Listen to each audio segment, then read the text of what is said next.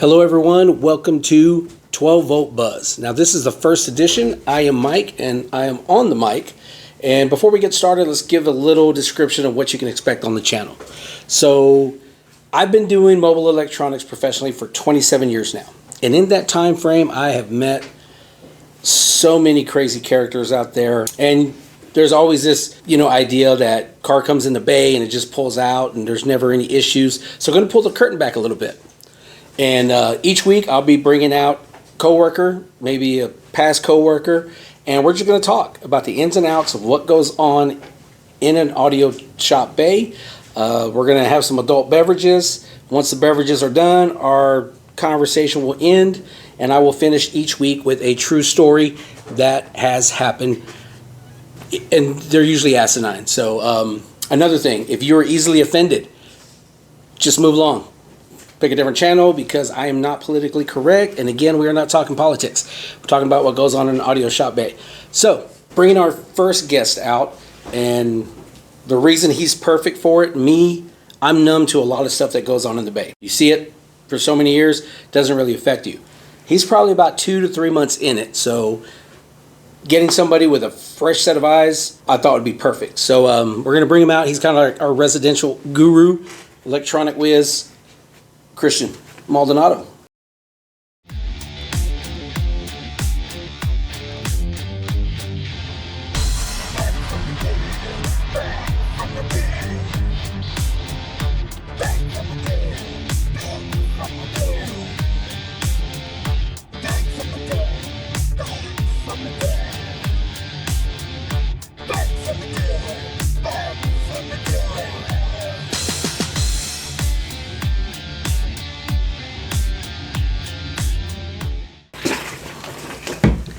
All right. How's it going? It's all right, man. I appreciate you doing this. Yeah, thanks for having me. So I just said the reason I wanted you on is just because, I could pick Laws, I could pick Leon, but they've been in it a long time. They're kind of numb to a lot of it. When you came on, I look at it as, it's like a baby seeing the world for the first time, right? Everything's kind of new to you. The first thing I always wondered is how you came about to apply for the job, because I didn't, usually in the Bay, I didn't even know if there was an ad, in social media, or if you just walked in, and what made that? Yeah, no, hey, Steve. Whenever I graduated tech, that was a month or two before I applied here, and I was looking for a job, picked up a new place. I got 2 weeks free for rent for fixing that landlord's computer. So as soon as I was driving by that same street, 34th, I saw Vernon Signature Audio, and kind of my end game was to land in visual audio, something behind or in front of a camera or taking around with audio. So as soon as I walked in, it seemed like a pretty cool, selling Sony speakers. Then Leon showed me around the back. And I saw the saw and cars, and I had no idea this was like the automotive industry, if that makes sense. Yeah, no. Even looking right at him, seeing all these cars, he's showing me all the different things that he's doing, and he's showing AutoCAD and all the stuff I'm familiar with, and I got the call back, and he was like, yeah, we want to see you tomorrow. So I either had VSA or a remote job as customer service. Oh, okay. So I was like, oh man, yeah, screw customer service. Because I'm dealing with customer service all the time here, and I'm screaming at them, dude. Or at least trying to get a hold of them. It's an awful job. But even then, I didn't know what this job had to hold. I was just told I was hired. I came on in. I did not know how to use a drill or a saw or how to change mono oil. Right. So kind of, being here, it's been pretty welcoming, even mistakes and getting by. Real quick, let's touch on it, because you mentioned mistakes, right? And this is the industry, and so many times, like I said, you watch car shows, whether it be Pimp My Ride, God, I can't even remember the other one, Unique Whips, and it's always, pull the car in, some fairy dust gets sprinkled on it, and boom, it leaves, everything's perfect. But the reality is there's so many things that go wrong. So yeah. What was it? You were probably 2 weeks in, maybe 3 weeks, and you broke a water line. Yeah, no, man. So I was cleaning out the storage, and I was pulling on a head unit, and it got caught on a water line. So then it started, spraying water everywhere. You know, and that was like, terrible. If you've ever seen Joe Dirt, whenever he's there with the oil and I'm new, I don't know what to do. That's pretty much what it was, but just with water. I'm new! I don't know what to do! You know, I remember Steve, you know, one of the owners, he comes and he's like, can you come turn this off? And I went to go take a quick look, and he's taller than me, so I was like, I can't even reach above him. Walk to get lost, and there was no, like, rush, right? There was no panic. It was like, that's actually pretty... I mean, I was panicking. You know, it was like that new thing, like, oh my goodness, you know, am I going to get in trouble? That, you know, stuff happens. But moving on to something bigger, and our alleyway is really small. Our parking lot up front's really small, right? You introduced a 2026 Ram 1500, probably like what, 100 miles, maybe less. You introduced that truck into a gas meter back there, and I remember hearing the crunch in the bay, and you know, I put my head up, and then I could hear the crunch when it removed, and I was like, that's whatever it got hit, it just separated. Oh my god, yeah, that was the worst, dude. I thought I was fired. And I remember you were in there like, oh my god, you're fired. And again, it was one of those ones you're like, oh my goodness. It was a dealership card, so you know, we have contract for one of the dealers in town, doing all their window tint like that. And yeah, it was just one of those ones, and from the image, you know, that you'll see, it's narrow and you're not familiar with it, and believe me, so many times we have a pole that's right back here, and we used to have rubber tires way before your time, like 5 or 6 tires around that pole, because people would constantly back out. I think so, dude. So it's one of those ones where, at the time, it's not comical, right? Because you're like, oh my goodness, we got to call the dealership and be like, hey, you know that truck that it's going to take a while, because since it was a new truck, it wasn't like they just had a bumper or any of that just lying around. So we had to wait, it was like a month. Right, like a month to get parts in and get it fixed and stuff like that. And those are just little things that happen. And, you know, if other shops are going to say it doesn't happen, no, you're full of it. Because if there's still, I mean, it's not a good look being a month in. It's not a good look. Slamming a new Ram into a gas meter. That was nuts, but you got dude. your feet wet early. You know, I mean, that's what the one thing I can say it. You know, because it's almost like it's only uphill from here, right? You break a water line, and now you wreck a car. Uphill with mistakes. You're only that's the only way you can go now. I mean, otherwise, I really don't know what else you could do worse than that. But yeah, like there's so many things that I've seen in the industry happen. So it was one of those ones where I was like, you know, but it's always a matter of just, you know, whether it be the client, whether it be dealership, like hey, look, this happened. Of course, you own your mistake and you fix it, which is what was done. What do you do then? I feel like once I hit the gas meter... Yeah, I'm going to put pictures of it. Dude, it was not cool. Now Carson was just like, let's go back to Spirit. So I was like, okay. And then I hop in this car, I'm all excited. And I can feel it. He was also in a truck, like... on the alley, kind of pulled over, and I can see, like, all right, he's just straight away, we're ready, and he wasn't moving, and I was ready to, on drive, he's staring right at me, I could see him in the rearview mirror, and I'm excited, I'm like, all right, I'm blasting 101.1, and then, oh, dude, I just put it on drive, and I'm turning, and all of a sudden, dude, this car just stops when I'm pushing the gas, and my heart stopped, and this truck, I can feel him staring at me, like screaming behind that truck, like, dude, you moron. Oh my god. And then I pulled it in reverse and it sounded worse. Yeah, so I got out. Well, I remember, what did I say, Carson? I was like, you're kidding me, or something. I was like, what did I do? What the fuck? I was like, you're fucking kidding me. I was like, that's nuts. And what's funny is, I mean, now it's laughable, right? But it's the reason it sounded worse. I did not sleep. It's because everything was compacted together on that concrete meter. God. You know, because it's framed, and it's framed for a reason. And one of the worst things I've ever seen is, I don't even know, it was a customer or somebody driving down the alley. It was a truck, and they overturned, and I told you that one time, I was like, they hit the meter and then try to correct and slammed into the dumpster, and then just kept on going about their business. Oh, it was like a nothing. ping pong, Yeah, it was right? like boom, boom, and then just went straight. We're like, what the hell? So yeah, you're not the first person to hit Onward. something, and you will not be the last. Still though, I mean, it's not a good look, and being a month in, not knowing how to change my own oil, Right? it's nuts. Now we're not an oil change shop. Not knowing how to change your own oil, that's one of those where you get your man card pulled a little bit. But Oh no, and that was Laws, dude. Yeah. He rocks with that. He was just like, So, this is something you'd ought to know. but you know it now, right? You saw it. Yeah, You know? man. And that's one thing you're going to probably pick up a lot of here. Like you said, learning how to use a drill. When I got into the Use a audio car, industry, yeah. it was I went straight from military, and then it was just like, boom. I was installing, and upkeeping radios in the tracks and Humvees. So using the GI Bill, I was going to tech, and needed a job though, right? Because they cover your college, but they don't cover Was this right out of military? right out of or- military. Yeah, so Okay. it was like literally first job. It's one of those ones where you pretty much only thing I've done. And I started at Best Buy is where I actually started at. That's And right. I wanted to be in car audio, but I was stuck in the home audio sales department.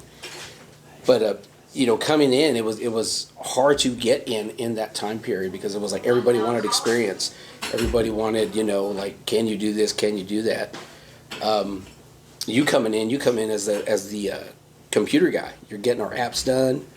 You're what all are you doing? I know I see you on the computer. It's all day. a whole lot of IT stuff, yeah. I mean, I am a computer engineer. I deal with like PCBs and routing and stuff. I have network engineering experience, but I hate that word. One of my favorite things is you Networking and sucks. one of our owners, that Leonard feller. His actually name is Leon, but Leonard sounds better. I love when y'all two are talking, and neither one of y'all understand what the other one is saying. Well, so he hired me on as an AutoCAD engineer, and that was just a whole lot of just AutoCADing and lasering and stuff, and then that just sort of pivoted to app development, and that's more computer science stuff. That's not my forte. So just getting it done is a whole lot of programming is what I got my degree in, but. I mean, I'm also doing the ads, the Google stuff, Yeah. kind of anything behind the computer. Right? And I see you, like, I hear you on the phone when what you're having a lot of hard time with. You suck. Let me say. those are his Sorry. words, Your not mine. internet rocks. Your internet. Your. Those are his personal opinions, not mine. We'll But- censor. We'll censor. So is censored. All right. But Your internet rocks. Your phone service sucks balls. I'm gonna leave it. Like at the end No, of the don't. Because all right, I redact that. day, like I mean, if you're gonna dangle them, let them dangle. Don't. I do meant that. then. You know what I mean? Because the way I see it, what did I say at the beginning? This is not a politically correct show, right? If you're looking for that, go watch a politic channel or something like that. We're just talking normal guy talk. Well, they're a bunch of punks, dude. Just these, their customer service. I'm sure. these, I'm sure they rock. Yeah, these look ugly, but that's because these people didn't pitch in, so we can't sponsor them for free, right? But moving on, when you came on, because I know for me, like when I started, it was kind of weird. I was sales in Best Buy in the home audio department, trying to get into their car-fi department, but there just wasn't any openings. And I had done an install in my own personal vehicle. And at that time period, a 60 amp glass fuse, which now they don't even really sell those anymore, Yeah. but a 60 amp glass fuse was really hard to come by. You had to go to a specialty shop. MGM Electronics was kind of like one of the older shops in town at that time. I went, and I remember I was like, I need to buy 60 amp fuse, and the guy looked at me like, 60 amps? Like, I mean, what do you got in your car? And I'm like, I got like 2 amps, crossover. Back then, most amps didn't come with crossovers built into them. Now, from what you've seen, they got their built-in crossovers. So we had like separate EQ that was like that big, separate crossovers about the same size, and then huge surfboard amps. And he went outside and he looked at it, and I did not want to open my trunk, right? Like, because he was like, let me make sure you need 60 amp fuse. Let's see what you got. What do you mean? Like you didn't think he knew what was behind the trunk? Well, or- because for that time period, 60 amps was a lot of current, right? Those were like huge freaking fuses. yeah. It'd be like if somebody came in right now and asked for a 500. Well, you could and kill pay at that them. much amperage. Yeah. Yeah. I mean, it's. So I opened my trunk, and for me, I thought it was clean, and he looks at it and he was like, "Did we do this here?" And I was like, "No." And he was like, "Who did it?" And you want to do like the typical thing. You want to blame your cousin for doing the install because you don't know how it's going to go. But I was like, I did. And he looks at me and he's just like, do you want a job? And I was like, doing? He was like, this. Like, That was MGM? yeah. You know, and Oh, he was shit. all like, what do you do right now? I was like, I work at Best Buy. I sell home audio. And he's like, oh, perfect. I need somebody. And I'm like, okay, can I give my 2 weeks? He was like, no, I need somebody tomorrow. And at that time, Beatrice was my home audio supervisor. And I remember calling her, and I was like, hey, I have an opportunity to do car audio. You know, I've been trying to get in, but they need somebody tomorrow. And she was really cool. So I appreciate you for that, B, if you ever see this. She was like, you know what, you always got a spot here. As long as we're hiring, you can come back anytime. And that brief talk that me and Daniel had, he had told me that, you know, when I told him I was in sales, he says, that's perfect, right? That we need somebody. So I showed up like he was. I showed up in some khakis and a nice button-up shirt. And I walk in the door, and he's like, oh, yeah, Mike, new guy, come here. He hands me some keys, gives me this work order, and I'm looking at it. He goes, yeah, pull that around. It's getting 2 amps. They want some cut in the back seat and getting radio, 4 speakers. And I'm like, am I just pulling this around for somebody, right? And he was like, no, you're doing it. And I was I don't know how to install. He was like, I thought you did your car. And I was like, yeah, but that's my car. He was like, same thing, different car, you know? And I remember going back there, and I remember cutting the seats and putting the glass on top and thinking, you know, at that time, like, damn, this looks good, right? I can envision it in my head now. Oh my goodness, I feel so sorry for that customer. But he loved it too, right? But we're talking the customer. Yeah, I mean, you're talking a time where custom fabrication was kind of niche. Finding, yeah, and it was finding its way into the audio world. Everything was just always big boxes, or rip your back seat out, big boxes.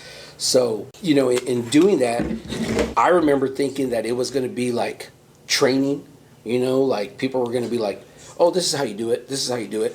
Yeah. But, I mean, certification. Right. But my first alarm install was at 7 at night outside with a flashlight, and they gave me a used Crime Stopper alarm. They're not even in business anymore. Didn't have any instructions. I had never done an alarm before. It was 77 El Camino. And there was a guy, I'm Little Mike, as far as in town, people know me as Little Mike. There was another installer people called Big Mike. He was the bay manager at the time. And I remember like looking at this thing with all these wires on it, and I'm like, I don't even, you know, what the hell do I do with this? So I knew red power, I knew black ground, but then I see this white wire, and I'm like, you know, he's the bay manager, right? Yeah. I go, hey, what does this wire go to? And, you know, he looks at me, he was like, I had to figure it out myself, you do the same. And that was my introduction into mobile electronics. And I was like, okay, so this is a sink or swim type of thing. And things are different now, right?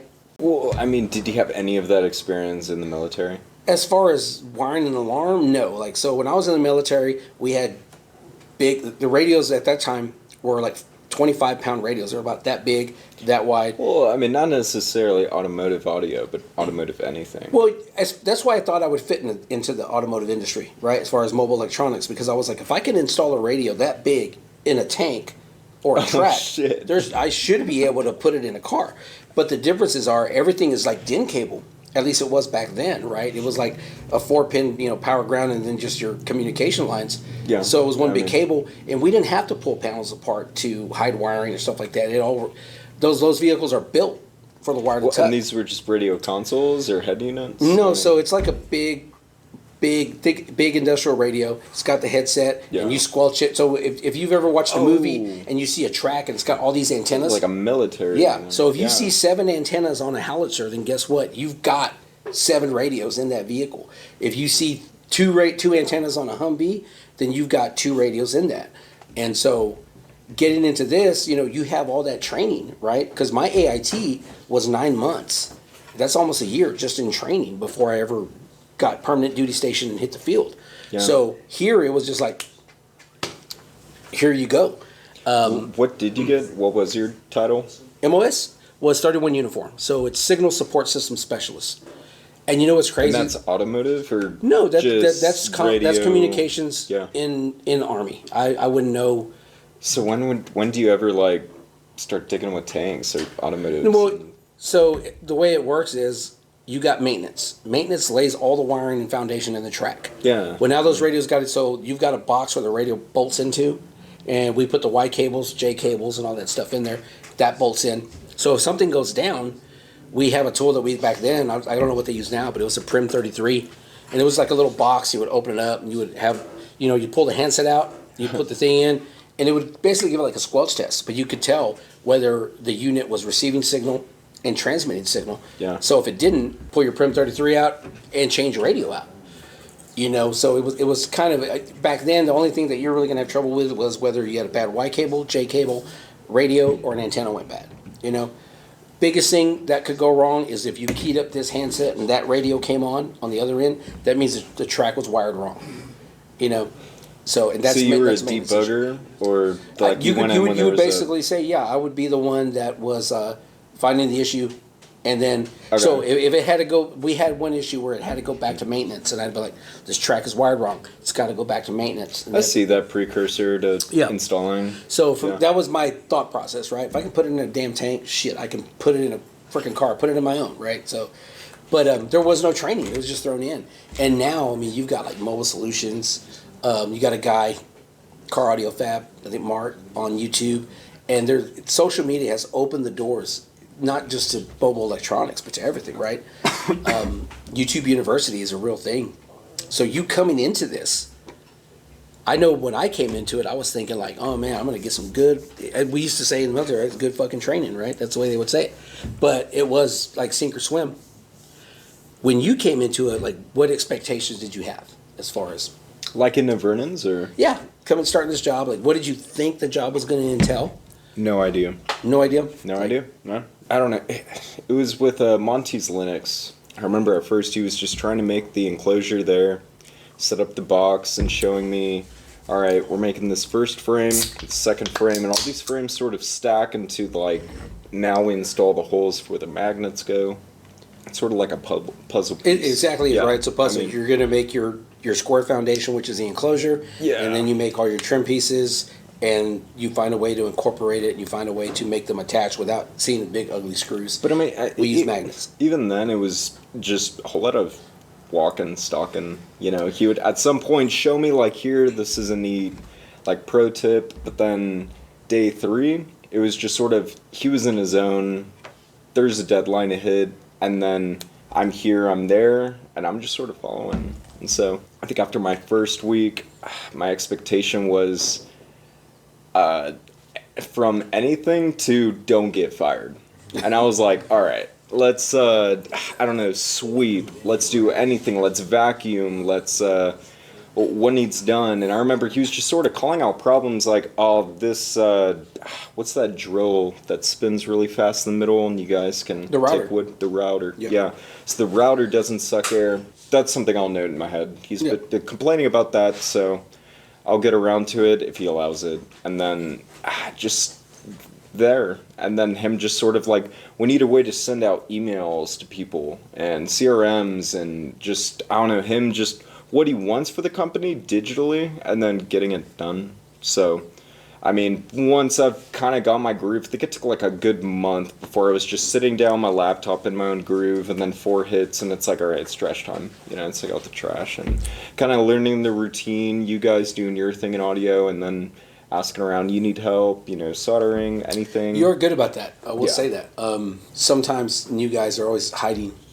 And I can be hard on you guys, and there's a reason for that. Like, in today's world, everybody's feelings are involved, right? We get participation trophies just for showing up and whatever. No, dude, but everyone likes to everyone loves to wear their heart on their sleeves. And and that's fine. There's nothing wrong with it, but you got to understand that there's just certain things that go along with jobs, right?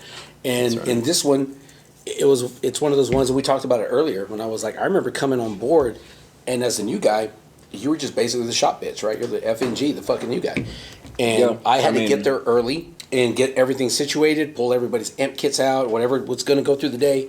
And then, these, now we got the 9 to 5, good manageable hours. Back then, it was 9 to 9.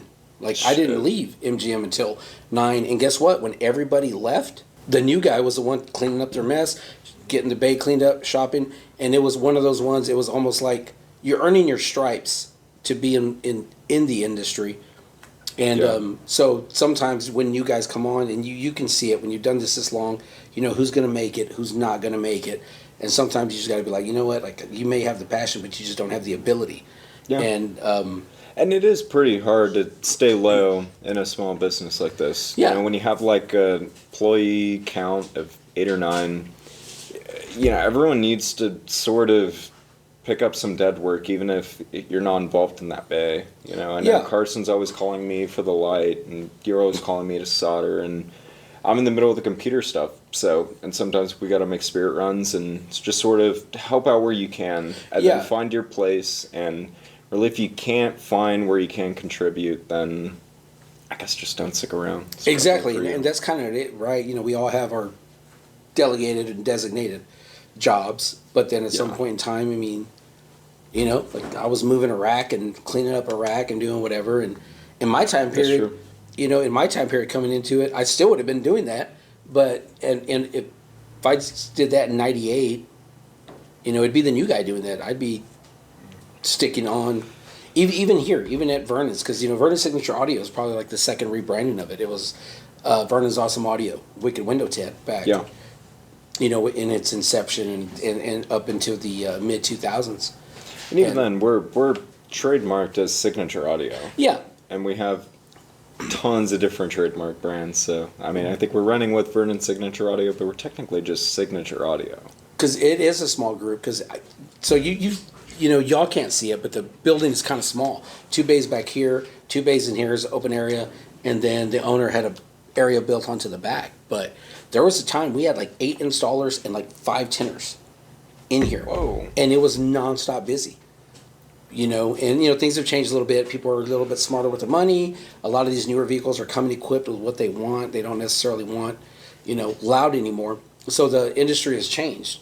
You know, it's Well, not there's just particular loudspeakers. audio. Yeah. I mean, I forget the frequency spectrum Leon was showing me, but Well, there's now like if you just want that to fart, you can make your bass fart. I mean, You but can, yeah. I mean, there it- is particular clarity and sound that you want to hit, and we do have the mics for that and tuning. And you know, I see Leon messing with the gamma and the beta signs and So different. it's different now. You know, in the old frequencies. days, it's crazy. when they would say, "Can you tune my amp?" All you're doing is setting crossover points, dB boost, and gain. And gain, you want as little of that as you can. The more gain you have, the hotter your amp's going to run, the less efficient it's going to run, and it's going to burn up quicker. So now with DSP, we're able to manipulate the sound. We're able to fix what the factory did not put in the vehicle, and we can make OEM speakers or stock speakers, whatever you want to call them. Sorry, sound with really, the really gain. nice. You meant I thought you wanted that as loud as you could. Well, gain is you want Like gain. there's a peak, right? Well, that here's you the want. problem. So with that right there, gain. A lot of people will see that gain knob. They're like, well, when I turn it, it gets louder. Guess what? Distortion Yeah. is louder than clean power. So me and you are having a conversation right now, right? I think you can hear me pretty good. If I was to scream, yeah, you're going to hear me, but some of it's going to. There's a peak. Yeah. Yeah. Same thing with an amplifier. So when you adjust that gain level, the more you do it, you're increasing distortion. The more distortion you get, the hotter the amp's going to get, the quicker you are to burn your speakers. So what do you do with like concerts when you need it as loud as it can get? Well, You're in a not even concert, it's a concerned different. about bass. Concert's a different setting than that. But have you ever seen like? So what a DSP does? Think about when you see a studio, like if Dr. Dre or somebody's in their booth, and you see this mix table and all these knobs that they have. Well, there right? would just be one amp for that, right? Well, no, he's got multiple amps, but what he's Oh. got with that big old mixer is his ability to change the sound and add what's missing in it. Okay. So now with DSPs, we can sit there and we can see like, well, okay, perfect example. Anything 2019 up Chevy. Most people will come in and say, I hate the way it sounds. My older truck sounded better. That vehicle is pre-tuned. Most vehicles are pre-tuned, which means you can adjust your bass, you can adjust your treble. It doesn't really affect things much. The reason being it is pre-tuned and stuck at where it is. So with a DSP, we can take those factory speakers, connect it to your existing OEM radio, but now we can see what factory did not put in, because they don't put all the frequencies in. You're talking about digital Signal processor. Yeah, DSP is digital Okay. signal processor. So we're able to take the signal in from the head unit or whether it's coming from the factory amplifier, and we can completely flatline it. And now we can see where the reflections from the windshield come in. We can see, that's why you see the 5 microphone setup that we put on the driver's side. Yeah. Because that's where you're sitting, right? That's where you want the sound. The ultimate go-in-car audio has been able to achieve high-fidelity home audio sound, to like you're at a concert. Layers. So you were in home audio for a tad bit. What's the difference? I mean, are you even using amps at all? No, yeah, home audio definitely has amplifiers. I mean, the biggest difference is going to be, I'm going to say, if you're not doing all the automation and things like that, home audio is definitely way more expensive. You've got... It's like a theater, yeah. Pretty much. Like, let's take JBL. And I was working at a shop one time, and we sold JBL car audio products. And it was really hard to get a hold of our rep. Like, we used to be able to get a hold of them all the time, and then it became really hard. And then one time got a hold of him, and I was like, hey, been trying to get a hold of you for like a month. And he tells me, he's like, well, JBL just signed a big movie theater contract, right? And this was like with Alamo Drafthouse and other places. So he was like, I didn't know that. And we would put big orders. Yeah. Whoa. We would put big orders in, and for a car audio shop, when you're putting $50,000 order in, you're moving some product, you're doing some installs, right? Yeah. And he was like, well, I'm going to put it to you this way, Mike. He goes, if you order, you're going to give me 36 different SKUs, and I'm going to make, a $30,000 sale. I can sell 3 speakers and make the same amount. Hey, point taken, right? Yeah. So JBL's still in the automotive industry, but it's nowhere near as big as it used to be in mobile electronics. And I mean, I wouldn't be either, right? I heard they used to have like detachable speakers too in automotive or in cars. They wouldn't where detach you can speakers. detach the speaker. Yeah, you could take it out from the front, and then you could like go out camping, and there would just be a normal. Well, that's speaker. not necessarily anything that's Plug that back integrated in. onto the vehicle, like bolted on. If it's bolted on, you have to do it. No. They did have. It was weird. It was like a click and play. They had pull-out head units, though. What? Like so. Whoa, and JBL was in head units. Not JBL. No, this would be like Alpine, Sony, Okay. things like that. You could actually, you had your radio, and you could hit a button, a little handle would come up. You could pull your radio out of its cage, and you had the That's funny. female here and the male stayed in there because of car audio theft, right? People wanted the latest Alpine, So, if you listen to Easy or listen to Will Smith, I mean, no, you could take it with you. So if you looked in the vehicle, there's no radio for you to take. I would think It was a it's pull-out, easier right? to pull out. Like, Sometimes it is, sometimes it ain't, right? Sometimes it's too good, you just got to stay in. But you got to pull it out with you every time now. Carson's over there. We're live, by the way. We're not live right now, but we got a live studio audience. A live studio audience. We got Carson stalking right there. Yeah, Carson will probably be vein. next week's guest, as a matter of fact. But it was always like when that car audio boom hit, and it's been around since like the late 70s, but right around that 85 time, it hit really big, and it's still increasing. There was a dead period like 2010, 2015, where a lot of people didn't know where the direction was going to go, and it all became OEM integration. These newer cars have a lot. OEM is factory. Anything stock is original equipment of the manufacturer. Is OEM.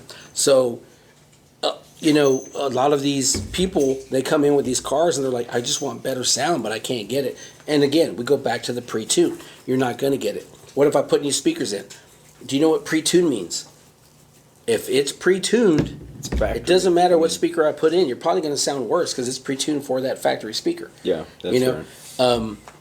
So that's why we do, when somebody comes in and we're like, if I put new speakers in, you're just going to be pissed off at me. So what we're going to do is we're going to do this amplifier, this is how much it costs, and they kind of look at you a little weird sometimes until you show them around, start letting them listen to different vehicles, and they're like, that's what I want. Okay, well, that's why we do things this way. Even then, I think that's a weird standard to be like, our factory tunes and our factory speakers are set a certain way, period. Even like Lamborghini and these luxury custom, I mean, dude, they're pre-tuned where you're forced down certain bass knob, and I mean, even then, it's like it's got the paper cones. What you were talking about. Yeah, so like with paper cones, and here's the weird thing, paper cones are probably the most natural sounding as far as reproduction, but they don't handle a lot of abuse, and they don't handle the outside conditions. That's what I'm saying. Right. If you're in a Lambo, dude, wouldn't you expect them to stock up on something that can take luxury Well, it's sound? kind of like, it should have brought some speakers here. I know we're going to get into this part, but like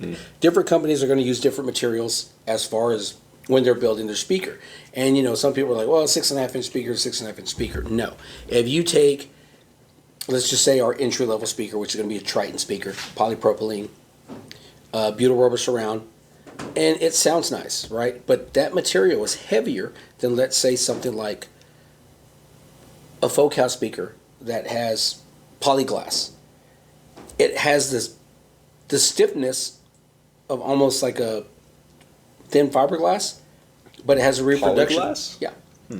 But it has the reproduction of paper. Huh. So that's not cheap, though, to do that. Companies like Folk House, companies like Helix, it's luxury automotive. They have spent millions of dollars on research and development, right, on their R&D department to do this, because again, we go back to the ultimate goal of car audio is to get that ultimate experience of a home theater in your vehicle for that person that travels for a living, or that person that, oh, my boss pissed me off today, I'm just going to drive around the loop and I'm going to jam out. But you want it to sound good, right? Yeah. You don't want to hear yourself singing. You want to hear the music singing, and that's what we try to deliver now, is an experience, right? We want to envelop you in that musical and submerge you into that world that you can just kind of be taken away for whatever it is and just jam out.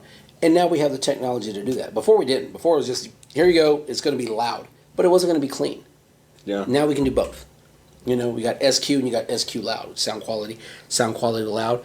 Difference is going to be sound quality to loud is at the end of the alley, we can still hear it. Well, you wouldn't hear the same quality Yeah. as if you were close, but it would, So it's almost like the switch for Impala we got over there versus the old school, and then this Bronco over there. Well, shit. I mean, yeah. What would you say, the Impala versus That one? What's that brown one? That one is a 78 Oldsmobile Royale. God, that one's sexy, dude. Yeah, That one's nice. it's mint. But for me, Sorry, what do you mean, mint? like interior, not a cut on it. Everything was OEM. Oh, yeah. The factory radio, the shaft mount radio, still worked when it came in. So that's why we did the center console with the new doubled in screen. Only thing we changed was the audio. Only thing we changed was the audio. We Wow. built custom kick panels. He wanted it to bang, so he's got 410s in Same the with back. the head unit enclosure. Yeah, We made. that's the custom console. So And it's that's one, something too, dude. Sorry to interrupt, but No, you're good. I didn't know we made more than custom enclosures, like for subwoofers. I didn't know we did that for head units as well. And so would we ever, have we ever done like custom? Where's like the speedometer and gauges, yeah. gauges? So Have we ever made custom gauges? So like, let's just say you're building a hot rod, or let's just say that Oldsmobile Royale wants kind of a, and this is kind of becoming the norm now. You see a lot of the C10 body styles coming back, right? You see a lot of that C10 80s, body. Sorry, 85 Chevy, 86 Chevy, that square body truck. This one right here, yeah. that's a That's 94. Right. It's not necessarily the C series, but a lot of people are going back to older vehicles and block. fixing them up. Yeah. But they're going to want upgrades, and that digital dash, that's not on that vehicle. But if you wanted it, we would remove that entire dash and just rebuild it from the ground up and give them new digital gauges, and it would look like a whole new car, right? So a lot of people are doing that. They're blending. They want that old school look with the modern technology, I guess you could say, right? Yeah. That modern feel. So, and it's crazy because when I started installing, I worked on one of those probably like every day. That must have been fun. I mean, it was, and that's the one thing with this industry. It can be really stressful, but at the same time, it can be fun. And it's because what makes it fun is always the people you work with, right? Yeah. So it's like if I didn't like you, guess what? I'd be giving you hell every damn day until you quit. Like Carson. Carson's a great dude, right? Carson talked to anybody, and it's one of those things that what's always made the job fun is you get to work on cool cars, you pull them in, but when I said earlier that so many characters, right? Everybody's got different personalities. Everybody likes different things. So when you got so many different people in a small environment, you really get, number one, you get to know each other, but number two, you kind of like, you become that family, so you just kind of let loose and you're like free to be yourself. And a lot of jobs don't have that. Like when I was at Best Buy, it's very corporate, right? Same with Circuit City, very corporate. But when you come to an establishment like this, it's one of those ones, we're all adults, right? We're all, and that was the thing. Like coming in, I was from pre-corporate, and sliding in here, I did fully expect this to be corporate as well. And now we want to have that corporate standard as far as this is the way we do things, right? And we do. Oh, right? no, we do. Yeah. Yeah. No, but but as far there as is this nonchalant sort of. Yeah. Exactly. Yeah. There's a lot of freedom in the job, but at the same time, there's a lot of stress on it because responsibility. Yeah. You've got, so that Ford Bronco that's right there, it's a nice $75,000 Bronco, and he brings it to us to put an audio system in it. He wants his vehicle back better than he brought it, right? Because he brought it for an upgrade, not for a downgrade. Yeah, I mean, and we've got to live up to that. And one thing, like I remember this. So when I was telling you about Big Mike, and he didn't want to help me out, and asked him what the white wire. Remember when I was? When I asked him what the white wire went to, there was a guy named Jason Hogan, and he was probably the second lowest guy on the totem pole, right above me. He looks at me. He was like, "What do you want?" And I was like, "I'm just trying to figure out the white wire." He goes, "Parking lights." And then I was like, "What's the brown wire?" Siren. And, he kind of took me under his wing and kind of helped show me the ropes and whatever when nobody else wanted to. So Jason Hogan, he's now fire department. He works for the fire department in Houston now, doing good things, right? It's one of those ones where always thankful that he was there because I probably wouldn't have lasted very long. As a matter of fact, I'm going to get Daniel. I told you earlier he's got a company called Dork Productions now where he does like all types of camera stuff, right? Yeah, shooting videos, stuff like that. Commercials. And when Daniel hired me, videos. It was, and I remember I saw Daniel one time at a roller derby arena. Like the roller derby was kind of barely starting here in Lubbock, and I saw him. I can't remember where I saw him at. It might have been like at Walmart or something. And he was like, "Hey, we got an extra ticket. Do you want to go?" And I was like, "Yeah, I'll go." And we went. And, when it was like the intermission time or whatever, we had a few drink. And I remember I was like, "You know what? I don't know if you know this." And, but I remember it was probably my second month there. And we had a garage door like this inside so we could pull cars in and out. And I was working on a vehicle kind of where this table's at. For some reason, there was a bunch of hose, drilled into it or whatever. And the owner had went in there and he didn't know I heard the conversation. But I'm sitting there working on the car doing an amp install, and I hear the owner at the time named Joe Minaldi. Great guy, though. He was all business, and everything he touched turned to gold. He asked, how's the new guy doing? I'm the new guy. And he was like, he's good. He was like, a lot of guys are complaining that he's slow. Like he's not moving fast enough. Oh, I thought you meant like Dude, I'm the other slow. We'd be talking about you. He was like, he's not moving fast enough. And he was like, well, it's like he's kind of new at it and do whatever. And I hear Joe say, just give him to the end of the week and let him go. And Daniel was like, give him a week? I don't know. I guess because maybe it was Wednesday, so just get what you can out of me until Friday, right? I guess so. Was there any room to redeem? Or? Well, Daniel, right? One thing I've always been great at, and I can get, over the years, I can do anything as far as whatever it comes to the audio industry, but wiring, and it could have been because of the previous being, in the military and having to be very OCD with how the wires had to be run and stuff. I hear Daniel was like, no, let me work with him. Like he's got talent, he's got ability, he needs repetition. Yeah, I heard that. And I remember sitting there thinking like, I'm about to get freaking fired, right? And, Joe was like, I'm giving you one more month. And I remember hearing that and like just being depleted and like, damn, that sucks. Because I was busting my ass and I thought I was doing good. And I remember walking up front and Daniel was like, hey, Mike, let me talk to you real quick. And I was like, yeah. He was like, you're doing great.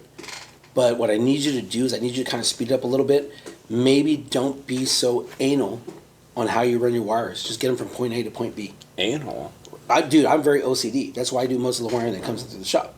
You know, like I like it a certain fluid, right? I know what you're thinking. I'm not taking you home after this, Christian. Oh, dang, you had Anal. Let me find out. I'm gonna have to figure out what you can I'll handle. show and you do it to anal, dude. I'm Watch sure out. you will. But you know, because I and to this day, I'm very OCD. Like even when Leon's like, "How we looking? How we looking?" I'm like, No, my dude, attitude's always been, and- if you want it a certain way, you do it. God honest, I didn't even I just- see that up until you pulled that car out in front, and Mm-hmm. it was just it turned into a diagnostics, and you're like, this one fucking wire, just can't find it.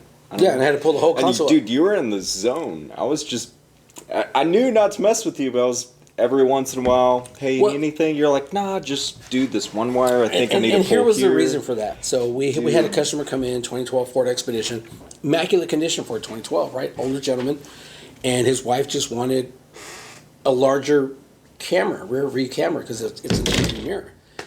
And he had went somewhere else, and they were like, "No, you can't do that." I was like, "No, we can put a double-din screen in there, and I can just take the feed from your rear view camera." But he got it from Amazon or some shit. No, no, right? he got it from us. Okay. He got the Sony XAV 4000. He had a factory camera in there. Somebody had told him he could not take that camera. That was, the signal that was in the rearview mirror.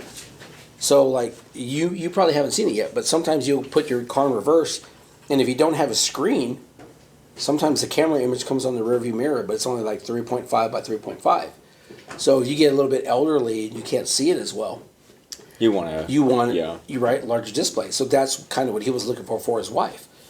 And he was just like, I went somewhere else. They told me you can't do that. And I was like, well, I mean, sometimes it's just a matter of somebody not knowing or not willing to do it. And all we have to do is go find the wires that feed it as far as video signal, video ground, Yeah. solder our RCA in onto it, and plug it into the new radio that we're installing. But even then, you couldn't find that. You couldn't find a wire or something. No, that was the and easy you part. were That was the easy part. finding the wire. No, the camera part was easy. Like, I could tell you the colors off that, right? Like, I mean, if you're looking for camera, it's white, red, and it's brown, violet. You were on the phone with like 3 different people, And that was because it wasn't working, trying to find but, something. Yeah, so I was looking for the sync module on this That's particular right. vehicle. Yeah. And when I lifted the console up, because that's generally where the sync module is on that vehicle, this was a non-nav unit, though. So, which means their factory radio didn't have navigation from factory. So even Like calling Apple tech Maps, support, or what do you mean by that? navigation, like just like where you can enter where you want to go to, and kind of like using your phone. If you don't know where you're going, Yeah, wouldn't it be Apple Maps or Android Play? I where mean they Google could Maps just- or whatever. But you got to think this is a 2012. That wouldn't- wasn't even available then. Android Auto, Yeah. Apple CarPlay was not even available in 2012, bro. Sir, So yeah. it was a sync module. A sync module was like the first Bluetooth that we started seeing introduced into vehicles. And in order for his steering wheel controls to work the way they work from factory, there is one wire you have to get. It's normally at the sync module. Pull the whole console up to get to it. And I could have been one of those dicks. I was like, I'm sorry, sir, but this new radio is just not going to work. Yeah, Or the dude, steering wheel. I thought you were getting there too.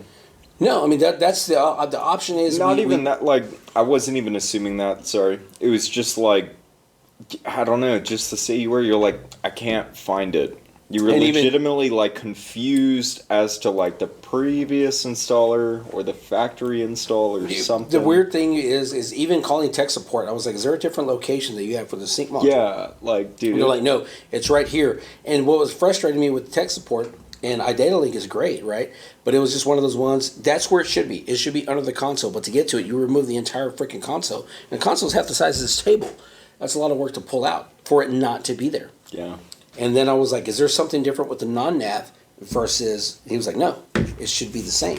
So what I wound up having to do is go behind, it just wasn't there. The only module in that vehicle, and I to this day do not know why there wasn't a sync module in there. It wasn't there It at was all. not there. No, the only thing under there was the airbag module. Well, what do you end up doing? I had to go to the steering column itself and find, when you hit the button, which wire registered 5 volts. Nuts. So- You're just going straight to the goddamn So you go to the middle, steering column, like- yeah, and you go, but and you find the wire, and I already know the wire is blue and orange, so it wasn't like that. But you got to get your meter and you probe it, and then That's you see a 5 volts. crazy solution, though, to go straight from there and then turn that pretty much into its own And sync. that's kind of where it goes to, like, how far are you willing to go for that customer? Because the reality was, even when I talked to the guy, I was like, hey, I'm Well, the sorry. solution. Yeah, not like, necessarily when I told him, the like, I'm sorry it customer. took longer, I go, but I had to pull your console up pretty much for no reason because the wire was not there. And he was like, I would have been okay if you would have told me it didn't work. I go, but for me, I was like, but it can work. No, right. It Yeah, can. That's the So thing. It can work. It's we- just a matter of going that extra mile and making sure. And one thing, if you That's get cool. anything out of this, like you had an issue with, and you didn't really have an issue with him because he was happy when y'all delivered his car. There was a Tony Malone, right? Left a bad review because, and I get it. Now we Because- have to censor. No, that's fine because the review's public. True. Yeah, the review's public. Sorry, Tony. No, but here's the thing: like he had every right to leave a bad review, and here's the reason why. So you and Laws delivered the vehicle, and I think Leon was out of town. I think I went out of town. Not necessarily, yeah. Lots was just caught up. He just got done with 3 different jobs that And, day. And then He still got his vehicle delivered. I think in the week Yeah. he was supposed to. It was just 30 minutes late. 30 minutes late. And we showed up, we delivered it, and he loved it, dude. I mean, But he had left a review before y'all delivered the vehicle. That was before. Yeah. He was And it just was upset like- about the delivery. Yeah, he was like, I was supposed to get my car at this time. They said this week, this and that, and he got it. It was just late. And the timely manner, though, is just the circumstance. Yeah. And that circumstance was not in our favor. And I'm going to tell you one thing that I learned a long time, and a lot of people always have told me, like, man, this just doesn't faze you, or this just doesn't bother you. And I learned this from Hogan. And I remember working on a car, and I was already pissed because, number one, there was a lot of firsts for me. First time I ever used a table saw. I never used one before. So it was one of those things where you're like, just frustrating because the car had to be done at a certain time. I'm the installer. The salesperson doesn't install. He has no idea how long it takes, especially depending on the installer, right? And the customer's like, I'm not leaving until my car's freaking done. So I was like, it's going to take me till like midnight, probably 1 in. That's fine. I was told, Yeah. So he goes up front, and I remember I'm sitting there like, oh, goddamn, man, fuck this dude, right? And Hogan's like, what's wrong with you? I was like, this dude's fucking being an ass, man. He was like, you know what? It's not his fault. And I was like, what? He was like, the customer only wants what they were promised. Yeah. Right? But he was like, even if the salesperson wouldn't have give him the expectation that his car wouldn't have been done at that time, then guess what? He would not have expected his car. It's those at that prerequisite time. promises. Exactly. Yeah. So I learned that over the course of a year. The customer only wants what they were told. So when that salesperson, Yeah. whether it be Steve or whether it be myself, you, whoever's dealing with the customer, if you tell them, oh yeah, we can do this, and then you sit there and you deliver, hey, guess what? We were able to do this, and this. Wasn't able to do this. I guess that's what kind of sucks about this job is you can come up with the most prolific, unique solution of your whole life, but all they care about is the job done. It's like, yeah, but it came with this very cool solution, and so it's just Here's it's the like reality, they don't right? want to hear that. They just want to And hear that's the is it reality. done, and it's like, dude, yeah, it's done, It's but like- it works great. But How many still, times do you go to the guy at McDonald's and be like, man, how did you make my burger today, bro?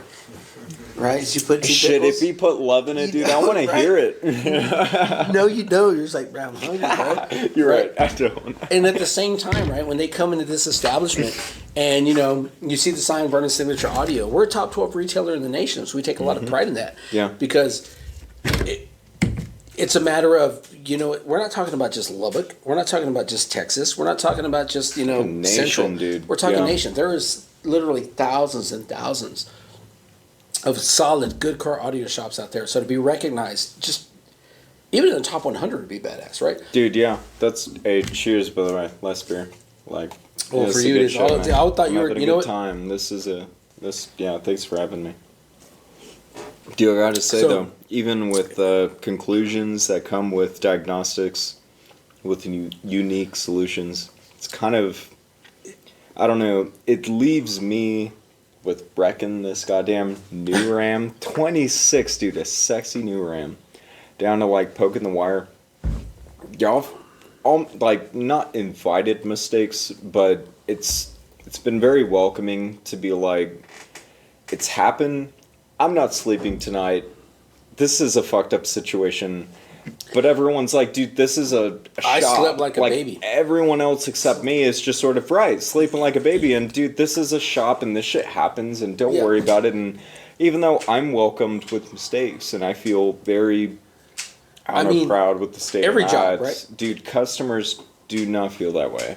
They want the absolute solution to what they were promised, and even if that comes with a mistake, onward with the solution. If you made that promise, and you got to deliver on that promise. If Steve makes that promise, then you got to sit there and tell the customer.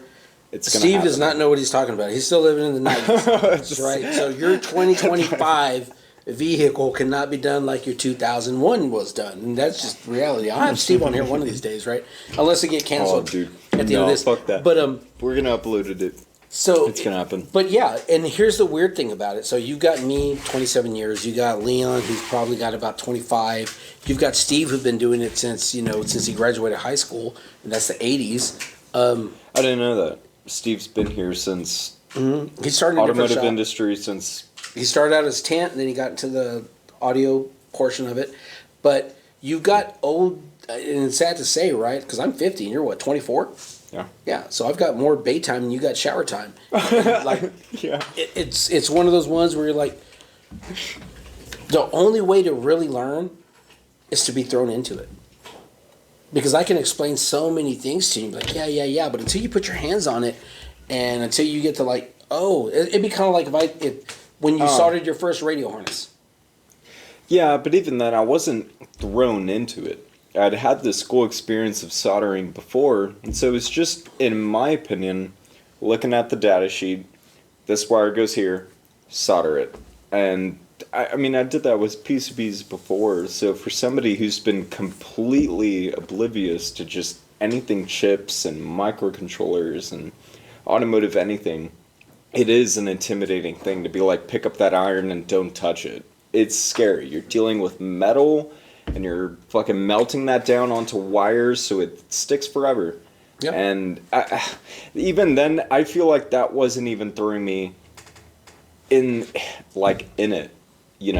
Just throw them in the ringer, have them figure it out. If I hadn't known how to solder, I still feel like that wouldn't be throwing them in the ringer. I feel like what you said with MGM, where it's like, all right, this customer wants whatever the fuck you said installed. Dude, that's throwing them in the ringer. Well, that's fuck soldering. Like, you can figure that out if you're a fucking 4-year-old. You'd be amazed how many people can't figure that out. But the difference is going to be like, we're never going to put you in a situation, like, I'm never going to be like, hey, Christian, I need you to go freaking install that amplifier in a brand new 2026 truck where you got to drill a hole through the firewall. Were. That was like you were. And that was it was a sink or swim. And I think the industry's gotten smarter, right? You just don't do that to your people. You want to see them succeed. Yeah, that's business strategy. At that point. That's not necessarily. I worked with guys that would literally turn their back so you couldn't see what they were doing, almost like Eddie Van Halen playing the guitar. What do you mean? They're like they didn't want to see what it looked like, or like if they were doing a relay or whatever, or golly, guy named Bobby Brooks was amazing. And if he didn't go to home audio, there's no telling where he'd be now in the mobile electronics industry. But he was so far ahead of the time. Like, he was doing stuff before you even saw it in magazines, right? And that was coming out of Lubbock. He had like a locker locked, and like, I remember I used to always ask him, how do you get that texture to match? Like, when you look at all these vehicles, they all got different textures on the dash, right? Nothing's ever perfectly smooth. You're right. They got different textures. And so a lot of people would use undercoating, or they would use that Flexstone paint. He was able to match it when he was fiberglass in a speaker pot or whatever, and match it. And if he was going to paint it, the texture always matched perfect. And he would never tell you. He would never tell me, right? Like, dude, how do you get that texture so perfect? When he decided to, I guess, retire and go to home audio, I remember one day he just walks over and he just, like, and starts walking off. I'm like, what the hell is that? And he was like, rocker panel spray. I was like, what? He goes, texture. And I'm like, what? He goes, you can get it from very fine to fine, fine to medium, medium to coarse, right? You can get it in so many different weights. Yeah. And that's how he freaking did it. And I remember I was so excited the first time I got to build a set of door panels, and the guy was like, I want them painted to match the doors. Like, fuck yeah. Because you know why? I finally get to use this damn rocker panel spray, because before it was like, you know what, we're going to vinyl this. But you could see the seam on the vinyl of the door. versus me blending it in and just repainting that whole door and Right. having the same texture, Yeah. right? So it was one of those ones that's kind of the way the industry was back then. Like, no, this is my job security. Get the hell away, right? You cannot know what I know, otherwise you might take my spot, work for cheaper. Well, I mean, okay, I know you said we're like politically incorrect. We're not political. Kind of delving, kind of.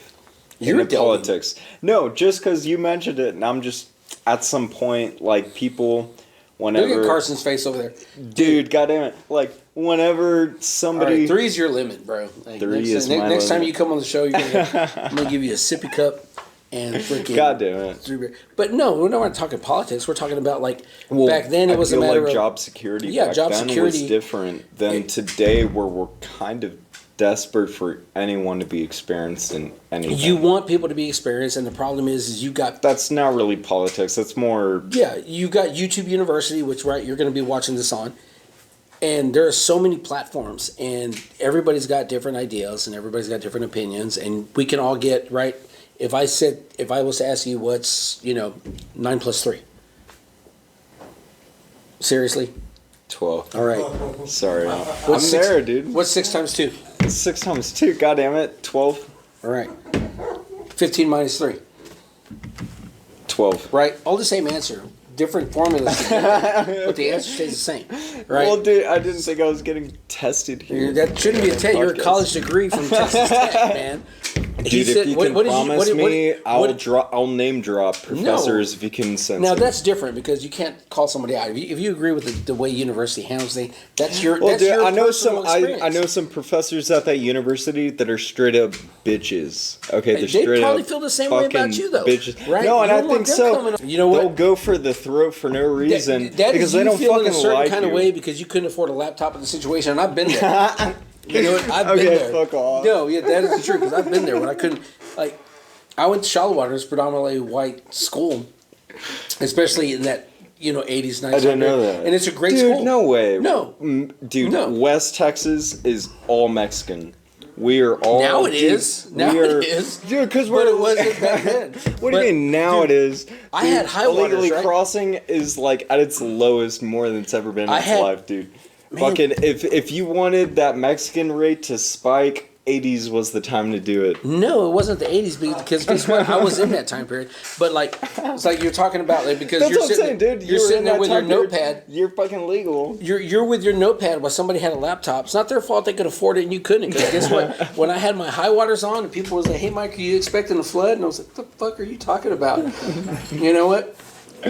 God damn. There you go. It's not my fault that Okay. they didn't have high waters. Oh my goodness. Here's the weird thing. Earlier he made a comment about that, and he said that Tech is only 2 things. And what is it? Not a football school. No. No. It's God, You said it was football. football and fucking. All right. That's So my question to you is: do you like football? Yeah. Do you like fucking? Yeah. So what's your problem with Tech? The two things that you claim they're known for are now you're upset about it. As I said, next time you only get 2. But All right. moving on. So, how do you see this job as far as you like moving on to the future? Like stepping stone, where would you like shit, to? What man. would you like to learn from this, and where do you want to go from this? Well, honestly, looking at the sexy Royale and the just looking at these different cars and the custom jobs that we've done, it makes me want to get it done. Learn how to. So, I mean, I do want to be an installer. I am getting my certifications and that shit. Dude, you're but doing that really it fast. seems like actually getting down to doing the bare diagnostics seems like something that would take me all day, and that's something you get done in 3 times a day on top of a job that you're customizing on the side. And I mean, I don't know, you're talking. it seems like a lot on your plate. You're And talking experience, though, right? Everything you become better with I repetition. guess so, Everything, dude. right? But dude, when it comes down to all right, you are an installer. Here's your first job. You can't tell me that wouldn't take all day, if not 2. It took me from the time I walked in at 9:30 until 11 o'clock that night when it was finished. And I remember Dude. that dude was so freaking happy, and I was so freaking happy because I was like, I freaking That's did it, right? sweet, though. That this dude, the client, was super he thrilled was. about Richie. it. I can't remember his last name, but I remember his name, Richie, and it was a white Plymouth Laser. And I did a Phoenix Phoenix Gold ZX 250 on the mids and highs, ZX 350 on the subs. We did all Phoenix Gold XS components and subwoofers, and a Sony Mobile ES CXC 810. That's old school. Like anybody who goes back and looks at it, you're going to be looking at 97, 98 when that stuff came out. And it was a hatchback, so it banged, right? And it was just in a prefab freaking box. But I was happy with it. He loved it. But when I look back on it now, I'm sitting there thinking like, man, that looks like such shit. The wiring was legit, but the amps under the plexiglass in the seat looked like crap. You know, I've since improved. I take it you're finished? Almost. Almost. I need to catch up with you. Are you almost? Are you I'm finished? about right here. Okay, you're chilling. But, dude, I'm right here. You know, we're good. Here's the thing with this job. It is one of those jobs that you can probably come into it without any expectations. And then once you get into it, you're like, this is a cool job. Yeah, I dude. don't do this because I freaking make a lot of money. You know what I mean? I do this. It's a passion-driven industry, and that is the truth of it. Like, can you pay your bills? Yeah, you can. Can you like take vacations? Sometimes, right? But ultimately, there is just something about taking a vehicle, pulling it around the back, and you know, Carson will be on next week, guys. Just to let you know, our window tinter, right? Something as simple as putting on the window tint. I'm not saying that the installation of the window tint is easy, but it completely changes the look of that vehicle.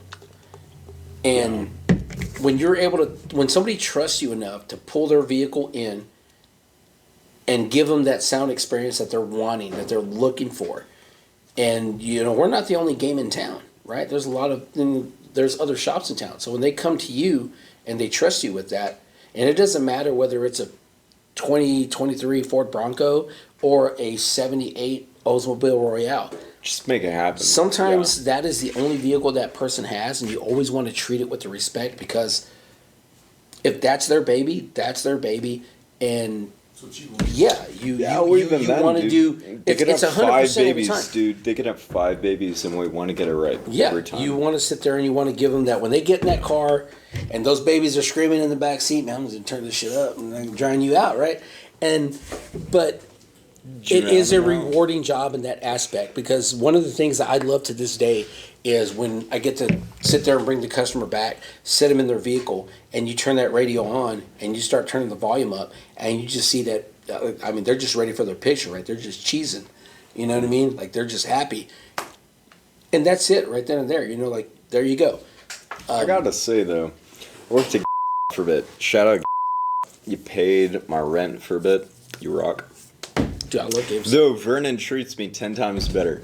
Fuck at the same time. God dang it, dude. Like, you can't give somebody a We're compliment. getting sued by like 3 different You can't companies. give somebody a compliment and take it back. I've already said, I think I've already said I do not share his views. You're getting sued by 3 different companies. I am. Fuck, dude. But still, yeah, I mean, when I worked at I remember there was 2 or 3 different times. There was one, a family came in to buy their son an Xbox, and he was the only person that spoke English. Yeah. And so, his family comes in, they're, por favor, Becca, I'm like, dude, Correct me I if I'm don't wrong. know. You're Mexican, right? I am. Okay, just I'll throw ask that him. out there. Maldonado, dude. Por favor, blah, blah, blah, blah. Yeah, all right. Dude, this family came in, and he was like, they want to get me an Xbox. And that was the only thing he said to me.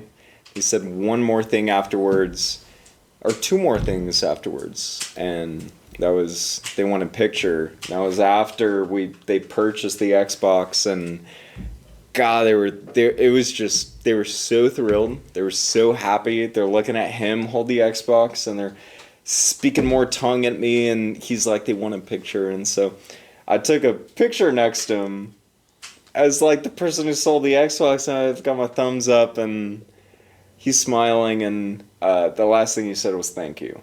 That's awesome. And so I didn't do a damn thing. I didn't build that fucking Xbox.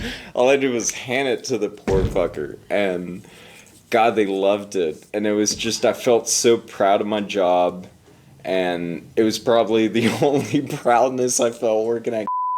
But, I mean, dude, I love working GameStop. here, I'm looking at you guys turning all of these cars to these clients, and every time they're cheesing, dude. Yeah, They're big cheese, they're man. big, smiling, and they're trying to hide it. They're sometimes shy about smiling that big, and so are y'all. Like, dude, they'll get in their car and they're blasting their Dude, I already song, know, and man. I don't- dude, you sit back and it's a Yeah. good feeling. I can't wait to feel that myself, even if it's just a diagnostics and I figured it out. The radio's fixed. I can tell you right know, now. that shit is. And to any young person that may want to get installing, learning how to diagnose issues in the vehicle is going to probably be the most important thing you can do in this, because we get so many vehicles here that have already been at 3 or 4 other places.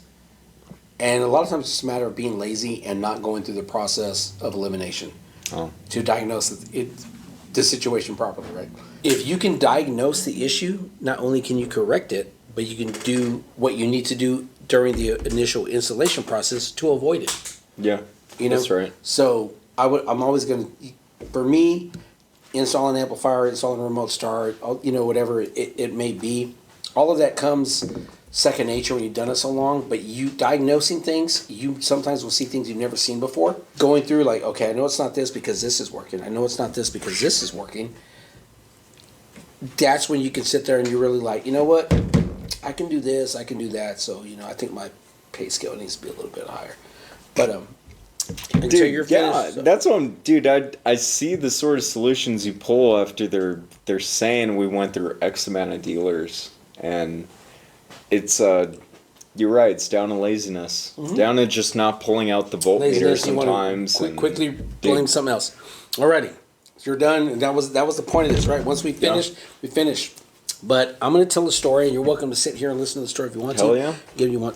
When I started installing, probably my 3rd year, I met a guy named James Fox, and in our area, he is known in the industry as being like he was a pillar of the mobile electronics industry. He passed away, a few years back. And one thing he always wanted to do, and I'd worked with him, doing this 27 years, I'd worked with him probably 10 years out of that time. But even when we didn't work together, we still hung out, still talked, still kept in communication with each other. And one thing he always wanted to do, and he would tell me, he's like, I want to write a little book of memoirs, just of all the crazy things and just idiocies that have come through and that we've seen, right? Because, with you, I'm going to have stories about you. I'm going to have stories about Carson, about Loss. Everybody here, for the rest of my life, I will have stories, funny, good, right? And that's what he wanted to do. And I remember he wanted to call it the Dash Fire series. And not because cars caught fire, but, it's catchy, right? Oh, wow, Dash Fire series. Yeah. So after every, conversation that we have, I'm going to tell a real story of something that happened pretty much in his honor, and we're going to call it a classic from the Dash Fire series. So I remember in 99, I had a good buddy named Savetto. I'm going to go ahead and say your last name, Garza. And he was, working at a printing company, and he wanted, kind of like anybody. Once you're kind of around the industry, it's cool. And you kind of like, man, I want to do this. I want to do that, right? And he used to show up at the shop every day. He had left his job. And he was like, you think you can get me on board? And I was like, dude, I don't know. They usually want experience. I'm lucky to be here. And I remember talking to the owner. And he liked Vettel. We just called him Vettel for short. And he was like, if he wants to be a shop bitch, he can be a shop bitch, right? And just learn as he goes. So I remember telling him, I was like, hey, Joe says if you want to be a shop bitch, you can be a shop bitch. He was like, well, what are you going to start me at? I was like, $9 an hour is what he said. He was like, dude, I'll do it. We're talking 99, right? 99. And he started, and his very first day, he's taking out the trash. So I go around the corner of the building, and I can hear the trash cans just dragging, right? Right? You hear him here. He comes around the corner, and I just moon him. I moon him so good. He could see what I had for breakfast, right? And he's like, damn, right? So from that moment on, he tried to get me back, but he was like real like obvious about it. He would be like, "Hey, Mike, come here. I need to show you something, Mike. Come here." I'd be like, "All right, I'll be right there," and I would never go. And it was like that for I don't even know how long. It was just one of those ones, always trying to get me. And then finally one day, I'm sitting there and I'm talking to a guy named Aaron. I was like, "Hey, I got to build a box. I'm gonna need you to help me rip this sheet of wood in a minute. But I'm gonna go to the bathroom. I gotta take a piss." Him being in the stock room, I guess he hears that, right? He hears me say, "Gotta go take a piss." So he takes off to the bathroom. I start walking up front, and right when I'm getting there, James calls me. He goes, "Hey, Mike, come check this out." And I don't even remember what we're checking out. You know what I mean? Like something on TV, and we're just sitting there looking, and it piques my interest, right? It was, and then me and James just start talking, having a conversation or whatever. And you ever get to that point where you just forget you had to go to the bathroom? You know, like I don't know what happened, but I remember looking and I see Aaron walking, and he's like, "What are y'all doing?" I was like, "We're watching whatever this is," and he was like, "I'll be right there." He goes to the bathroom, and then I hear, "What the fuck?" Like me and James look at each other, and we just kind of come around the corner, and Aaron comes out like real surprised. He's like, "What's wrong?" He goes, "You tell me, bro." And I was like, "What the fuck?" And you see Savetto coming running out, like fixing his pants and stuff. He goes, I'm sorry. And runs to the back, and we're like, "What the hell are you doing?" He goes, "You tell me, bro." He goes, "I walk in the bathroom, I sit there and I flick the light, and Savetto's bent over with his pants all the way down. And he looks back at me and goes, 'Oh, I'm sorry, I thought you were Mike.'" So he was in the bathroom waiting for me, and unfortunately he mooned Aaron. But that's fucking nuts, right. Dude. So what the fuck? And there you have it. But yeah, so if you stayed with us this whole time, I want to thank you. We will be back next week. Hey, but yeah, thanks for having me. No, I appreciate you coming on. This is Christian, everybody. Likewise. And yeah, so again, if it's something you're interested in, be back next week. Every Sunday, these will drop. And I'll give you a preview into next week. We will have Carson on. He is our window tinner, and he is probably more animated than I am. So it should be a pretty good show. But thank you. Thanks, guys.